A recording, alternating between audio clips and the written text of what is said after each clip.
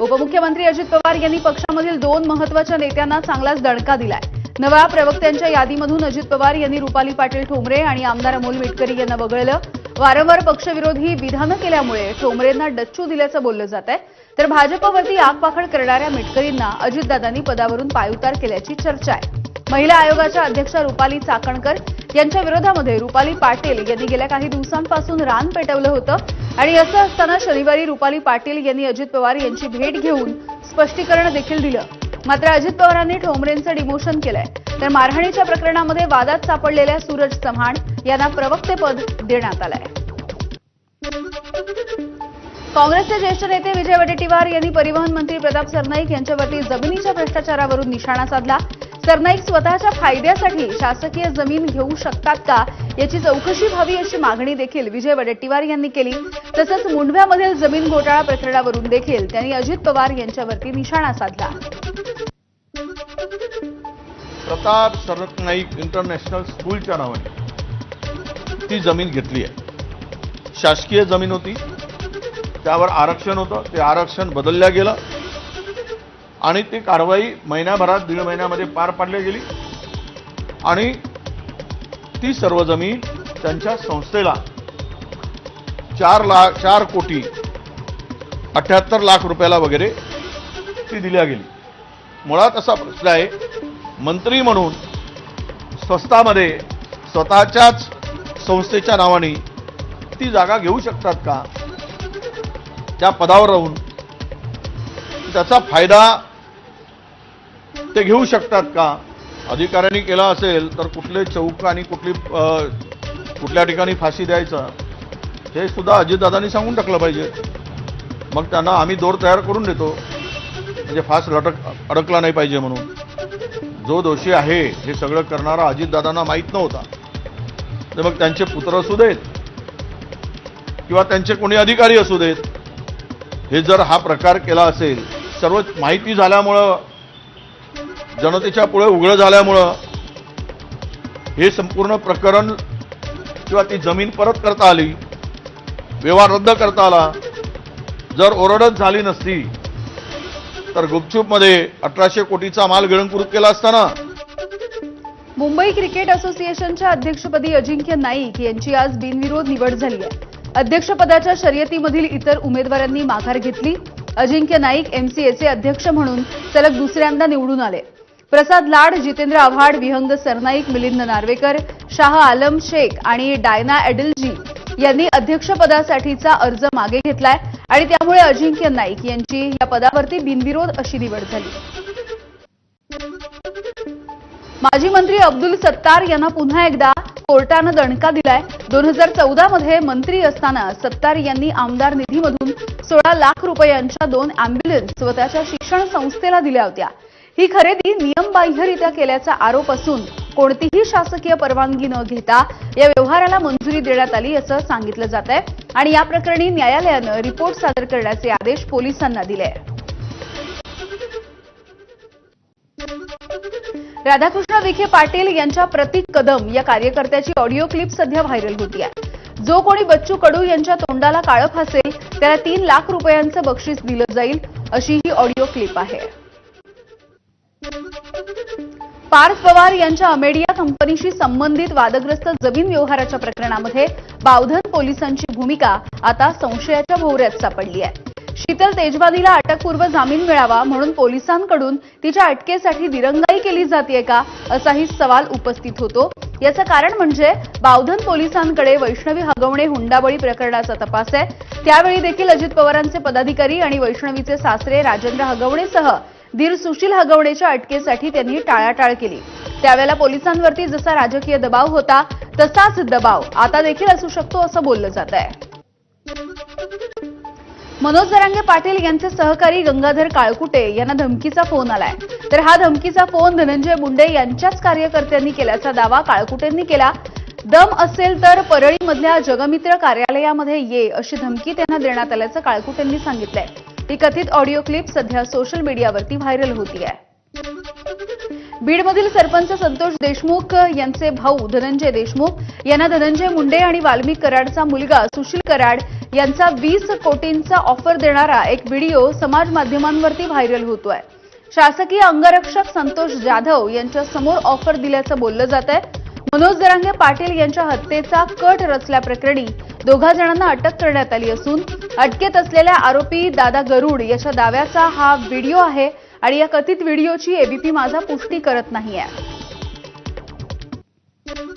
बुलढाण्यामधील चिखलीमध्ये सततचा कौटुंबिक वाद आणि अनैतिक संबंधांच्या संशयावरून युवक काँग्रेसच्या अध्यक्षानं आपल्या पत्नीच्या अंगावरती पेट्रोल टाकून जाळायचा प्रयत्न केला. सुदैवानं पत्नीनं समयसूचकता दाखवली. पेटलेली साडी पाण्यानं भिजवून आपला तिनं जीव वाचवला. या प्रकरणी पत्नीनं दिलेल्या तक्रारीच्या नंतर विशाल काकडे याच्या विरोधामध्ये गुन्हा दाखल झाला. मीरा रोड पोलीस ठाण्याच्या एका महत्त्वाच्या कक्षामध्ये 4 आरोपींनी खुलेआमपणे धूम्रपान करत धिंगाणा घातल्याचा एक व्हिडिओ सध्या सोशल मीडियावरती व्हायरल होतोय. आरोपींनी पोलीस ठाण्यामध्ये घातलेल्या धिंगाणाचा हा व्हिडिओ समोर येताच पोलिसांनी आरोपींना अटक केली आहे. केईएम रुग्णालयामधील ढिसाळ कारभाराची मंत्री मंगलप्रभात लोढा यांनी पाहणी केली. ढिसाळ नियोजन अव्यवस्था या संदर्भामध्ये रुग्णांकडून तक्रारीचा पाढा वाचण्यात आल्याच्या नंतर लोढांनी डीनच्या सोबत एक बैठक घेतली. तात्काळ सुधारणा करण्याच्या सूचना सुद्धा मंत्री मंगलप्रभात लोढा यांनी दिल्या. राज्यामधील 170 तहसीलदारांची लवकरच उपजिल्हाधिकारी म्हणून पदोन्नती केली जाईल, तर 85 नायब तहसीलदार पदोन्नती होऊन तहसीलदार आणि 100 जणांची नायब तहसीलदार म्हणून पदोन्नती केली जाणार आहे. नाशिकमध्ये होणाऱ्या कुंभमेळ्याच्या पार्श्वभूमीवरती केंद्र सरकारच्या माध्यमातून काळाराम मंदिर, सीता गुंफा मंदिर आणि रामकुंडापर्यंत रामकाल पथ तयार केला जातोय. या अंतर्गत रामकुंड परिसरामध्ये सुशोभीकरण देखील केलं जात आहे. त्यामुळे काही बदल केले जातील. मात्र यामधील काही बदलांना तिथल्या पुरोहित संघानं मात्र विरोध केला. शनिवारी राज्याचे मुख्य सचिव राजेश कुमार यांनी त्र्यंबकेश्वरला सुरू असणाऱ्या कामाचा आढावा घेतला. रामकुंड परिसराची देखील त्यांनी पाहणी केली. कुंभमेळ्याच्या पार्श्वभूमीवरती केंद्र सरकारच्या वतीनं काळाराम मंदिर, सीता गुंफा मंदिर ते रामकुंडापर्यंत रामकल पथ तयार केला जाणार आहे. त्यामुळे काही बदल केले जातील. मात्र याला पुरोहित संघानं विरोध केला आहे. सांगलीच्या विट्यामध्ये इलेक्ट्रॉनिक दुकानाला भीषण आग लागली आणि या आगीमध्ये होरपळून 4 जणांचा मृत्यू झाला.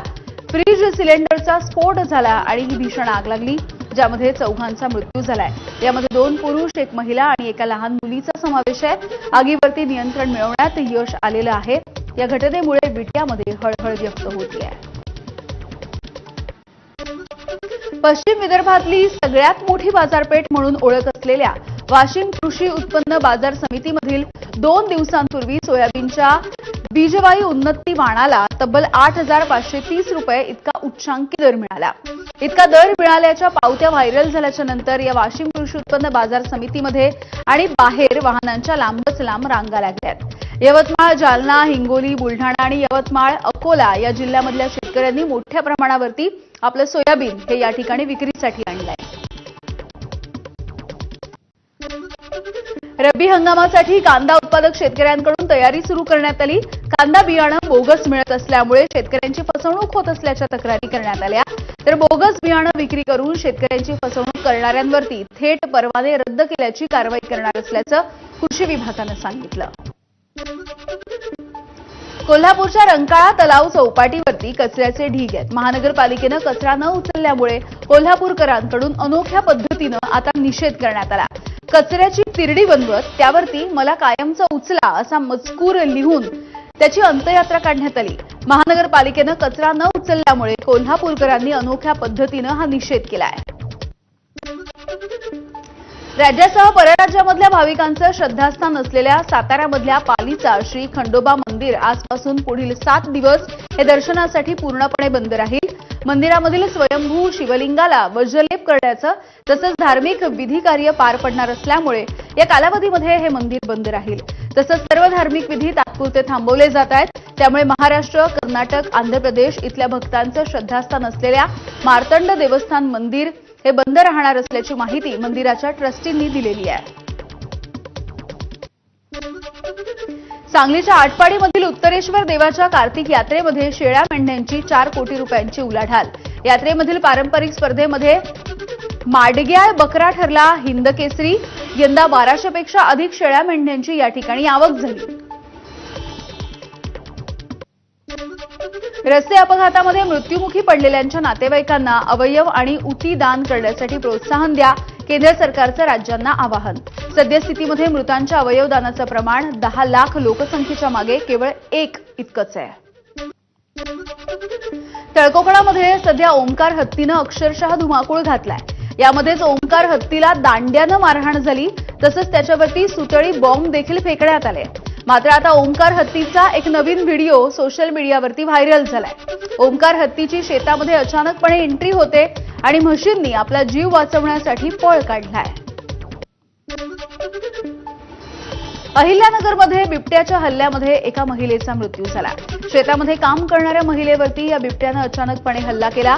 अहिल्यानगरच्या कोपरगाव तालुक्यामधल्या येसगाव शिवारातली ही दुर्दैवी घटना आहे. महिलेच्या मृत्यूनंतर इथल्या ग्रामस्थांनी नगर मनमाड महामार्गावरती रास्ता रोको आंदोलन केलं आणि संताप देखील व्यक्त केला. बिबट्याच्या हल्ल्याच्या विरोधामध्ये इथल्या ग्रामस्थांनी हे आंदोलन पुकारलंय. उत्तर पुणे जिल्ह्यामध्ये बिबट्याची दहशत कायम आहे. जुन्नरच्या नंतर आंबेगावमध्ये देखील बिबट्याच्या टोळीनं मुक्त संचार केल्याचं समोर आलंय. भर दिवसा देखील घराबाहेर पडणं हे अवघड झालंय आणि या बिबट्यांना जेरबंद करण्याचं वनविभागाच्या समोर खूप मोठं आव्हान आहे. भंडाऱ्यामधल्या उमरेड पवनीकरांडला व्याघ्र प्रकल्पामध्ये पर्यटनासाठी येणाऱ्यांना मास्क, वाघीण आणि तिच्या 3 बछड्यांची भुरळ पडली आहे. पर्यटकांनी त्यांचा मुक्त संचार आपल्या व्हिडिओ कॅमेरामध्ये कैद केलाय. लोहा तालुक्यामधल्या वडेपुरी शिवारामध्ये रविवारी रात्री बिबट्या सापडला. वडेपुरी शिवारामध्ये माता रत्नेश्वरीचं मंदिर आहे. मंदिराच्या गडाच्या पायथ्याशी पर्ण हॉटेल आहे आणि या ठिकाणी एका व्यापाऱ्याला हा बिबट्या निदर्शनास आला. व्यापाऱ्यानं आपल्या मोबाईल कॅमेरामध्ये हा व्हिडिओ देखील चित्रित केलाय. दरम्यान परिसरामध्ये बिबट्या आढळून आल्यामुळे आजूबाजूच्या गावामधल्या नागरिकांमध्ये सध्या भीतीचं वातावरण आहे. रत्नागिरीच्या लांजामधल्या कळंबेत अज्ञात वाहनाच्या धडकेमध्ये बिबट्या जखमी झालाय. बिबट्याच्या पायाला गंभीर दुखापत झाली. जखमी बिबट्यावरती उपचार करण्यात येणार असून त्याला सध्या जेरबंद करण्यात आलं. बिबट्या मुख्य रस्त्यापासून 100 मीटर अंतरावरती एका झुडपामध्ये लपून बसला होता. हा बिबट्या मादी जातीचा असून 2 वर्षांचा आहे. त्याच्या मागील 2 पायांना गंभीर दुखापत झाली, त्यामुळे त्याला चालता देखील येत नव्हतं. जखमी अवस्थेमधल्या या बिबट्यावरती सुरुवातीला जाळी फेकण्यात आली आणि यानंतर बिबट्याला पकडून पिंजऱ्यामध्ये जेरबंद देखील करण्यात आलाय. फरीदाबाद मेडिकल कॉलेजमध्ये मोठा शस्त्रसाठा जप्त करण्यात आला. 2 डॉक्टरांच्या सोबत 7 दहशतवाद्यांना अटकही करण्यात आली आहे. तसंच 2900 किलो स्फोटक देखील जप्त झाली. यूपीचे डॉक्टर आदिलसह हरियाणाचे डॉक्टर मुझम्मिल या दोघांना देखील या प्रकरणी अटक झाली आहे. राजस्थानच्या अलवार इथे महामार्गावरती दुधाचा कंटेनर उलटला आणि अपघात झाला. रस्त्यावरून दुधाच्या नद्या वाहू लागल्याचं चित्र बघायला मिळालं. अलवार भिवाडी या महामार्गावरती 55 ड्रम दुधाचे सांडले होते. काही काळ या महामार्गावरची वाहतूक देखील विस्कळीत झाली होती. राजस्थानच्या जैसलमेरमध्ये चोरट्यांनी चक्क एटीएमच उचलून नेल्याची घटना घडली आहे. एटीएम मध्ये 11 लाख रुपये त्यावेळेला होते आणि चोरीची ही घटना सीसीटीव्ही कॅमेऱ्यामध्ये चित्रित झाली.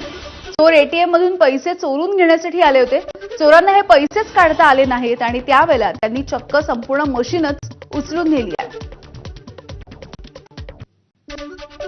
उत्तर प्रदेशातल्या गोरखपूरमध्ये लग्न समारंभामध्ये पाहुणा म्हणून आलेला एक चोर पैसे आणि दागिन्यांनी भरलेली बॅग घेऊन पळून गेलाय. चोर पळून जात असतानाची दृश्य सीसीटीव्हीमध्ये कैद झाली आहेत आणि या सीसीटीव्हीच्या आधारे सध्या या चोरट्याचा तपास सुरू आहे.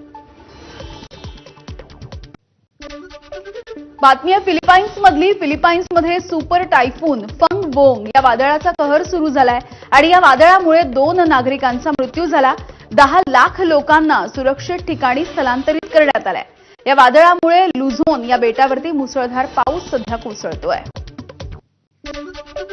दक्षिण ब्राझीलमधल्या पराना राज्यामध्ये वादळाचा कहर झालाय. वादळामुळे रस्त्यावरती उभ्या असलेल्या अनेक वाहनांवरती एक इमारत कोसळली.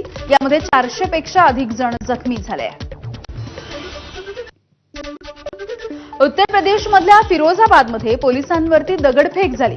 कोर्टाच्या आदेशाच्या नंतर अतिक्रमण हटवण्यासाठी गेलेल्या पोलिसांवरती त्या ठिकाणी राहणाऱ्या लोकांनी जोरदार दगडफेक केली आहे आणि या घटनेच्या नंतर अतिक्रमणाची कारवाई सध्या थांबवण्यात आली आहे. दरम्यान दगडफेकीच्या नंतर नागरिक त्या ठिकाणावरून फरार झालेत. सध्या पोलिसांनी त्यांचा शोध सुरू केला आहे. मेघालयचा फलंदाज आकाश चौधरीनं इतिहास रचला. अरुणाचल प्रदेश विरुद्धच्या रणजी ट्रॉफी सामन्यामध्ये त्याने केवळ 11 चेंडूंमध्ये अर्धशतक पूर्ण केलंय. पण सर्वात आश्चर्यकारक गोष्ट म्हणजे आकाशनं सलग 8 षटकार मारले.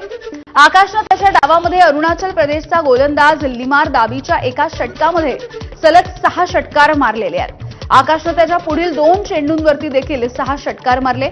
अशा पद्धतीनं सलग 8 षटकार मारून आकाशनं 11 चेंडूंमध्ये अर्धशतक पूर्ण केलं. पाकिस्तानमधल्या तहरीक ए तालिबानच्या दहशतवाद्यांनी आयडी स्फोटामध्ये पाकिस्तानी लष्कराचं वाहन उडवून गेलंय. किमान 10 पाकिस्तानी सैनिक यामध्ये ठार झाले. तहरीक ए तालिबान पाकिस्तानच्या दहशतवाद्यांनी खैबर पख्तूनख्वा इथल्या बन्नू जिल्ह्यामध्ये ही घटना घडवून आणली आहे. रिलायन्स इंडस्ट्रीजचे अध्यक्ष मुकेश अंबानी यांनी राजस्थानमधल्या नाथद्वारा इथल्या पवित्र शहरामध्ये श्रीनाथजींचं दर्शन घेतलंय आणि गुरु श्री विशाल बाबा साहेब यांचे आशीर्वाद घेतले. दर्शनाच्या नंतर मुकेश अंबानी यांनी नाथद्वारा इथे यात्री आणि वरिष्ठ सेवा सदन बांधण्याची देखील घोषणा केली आहे आणि त्यांनी या प्रकल्पासाठी 15 कोटी रुपयांची देणगी दिली आहे. सेवा सदनामध्ये वृद्ध वैष्णव आणि येणाऱ्या भाविकांसाठी आधुनिक आणि प्रगत सुविधांसह 100 पेक्षा अधिक खोल्या असतील. या प्रकल्पाचा खर्च 50 कोटींपेक्षा अधिक असण्याचा अंदाज आहे आणि 3 वर्षांमध्ये हा प्रकल्प पूर्ण केला जाईल.